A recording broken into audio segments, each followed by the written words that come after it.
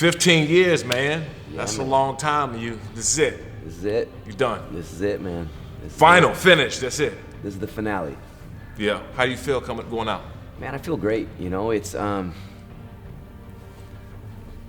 emotional journey. Yeah. You know, but for me, it's time. You know, it's not time. I mean, I could probably stretch this out and keep going for several more years, but I've done mine. You know, I've been there, done it. I've fought on every stage in the world, and I've got athletes that need my time. I got the kids that are coming up that need the guidance. I've got the guys that need me to be in the trenches with them, physically, not just pointing fingers. Right. You know, for me, man, at the end of my career, I had this feeling that I was done, right? I was watching and I didn't feel like myself anymore. I couldn't compete at a high level. But more importantly, I kind of just, my mentality changed and how I approached the game. And I knew it was time for me to be done. When did you kind of know it was your time or coming towards your time? Well, I opened my school 5 years ago. Okay. Any school is where? California Mixed Martial Arts. We're in Gardena. Okay. Right next to Inglewood, Long Beach. And I've got athletes that come in from all over the world now.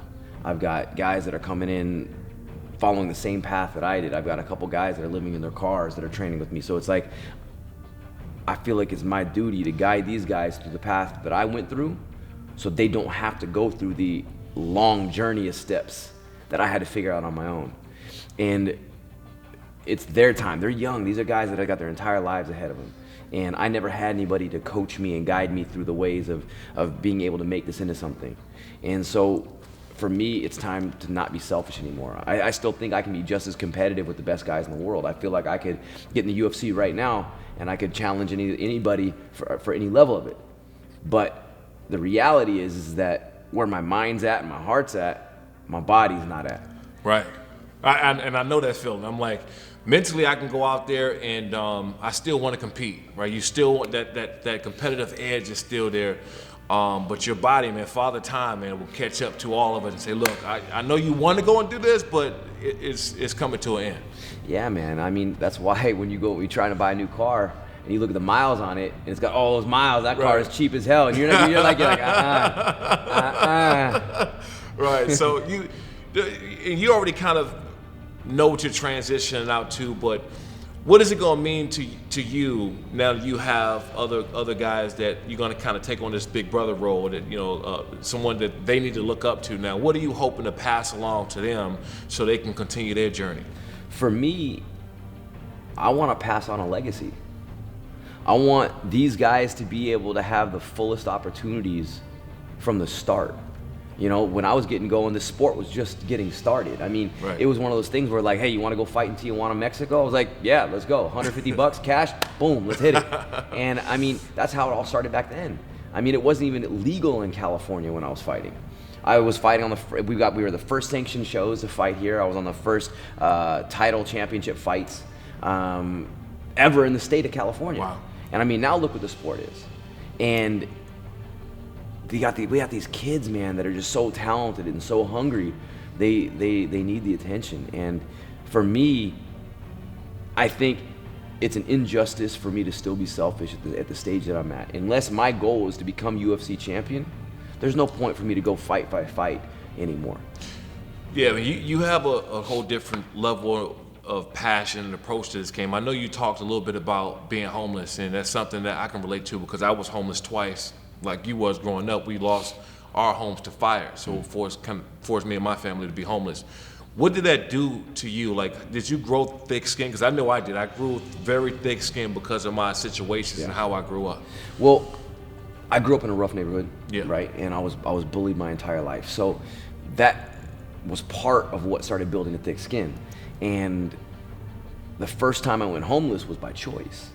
So that was a little bit different, right? It was by choice, but nobody understood it. And then the hardest thing I had to deal with was try to explain to people. So I made this choice of, I'm gonna live in my car, but yet I still felt like I had to explain to people why I was doing this. And so I was so influenced by what other people were judging me as. Like, oh, this kid, he's doing this, he's doing that. And I put this weight on my shoulders because of what I thought other people were thinking of me. And that's what the issue was when I was growing up.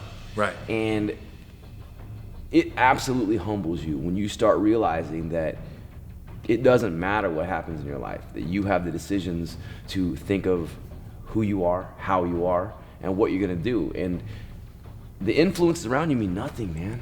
It means nothing. Right. And being homeless does, it teaches you that you're on your own. It's you. Know it. And so the second time it happened, I was like, you know what? I've been here before. And I think that's where the thick skin comes from, because I've been through things, I've been through rough things, and as long as this stays good, you're gonna turn that into a positive. Like, I had this conversation with my students the other day. I said, hey, here's the deal. If I lost everything tomorrow, the gym, my house, everything, if I lost everything, I'd be devastated for 24 hours. I would rebuild bigger, better tomorrow. That's right. So after this 15-year career, you transition out, you know what you want to do. What's the legacy you kind of want to leave behind us? You want people to know about you, how you approach the sport, how people look at you when it's all said and done. When I'm done, not just with fighting, right, but now it's like with my message, is that I want everybody to understand that it doesn't matter who you are or what you're doing or what stage in your life you're at. We're all fighting for something. Yep. And for me, I've been fortunate enough to spend the last 15 years of my life actually fighting, so I can articulate to other people, whether it's your family, your job, being homeless, whatever it is, you have to fight for what it is you want to achieve. And that context of fighting is what I stand by, because it's allowed me to know who I am. And I think once we can all see that in what we are doing, we're all fighting at the end of the day. Absolutely. So July 6th, LXF 2. LXF, July 6th. What are people gonna see from you? July 6th, you're gonna see a man who has put his entire life into this. And I am going to embrace the entire process as we lead up to training, and I will embrace the entire walk to that cage, and I'll embrace every single moment that happens in that cage. I said it in one of these interviews the other day that I've spent 15 years preparing for this 15 minutes.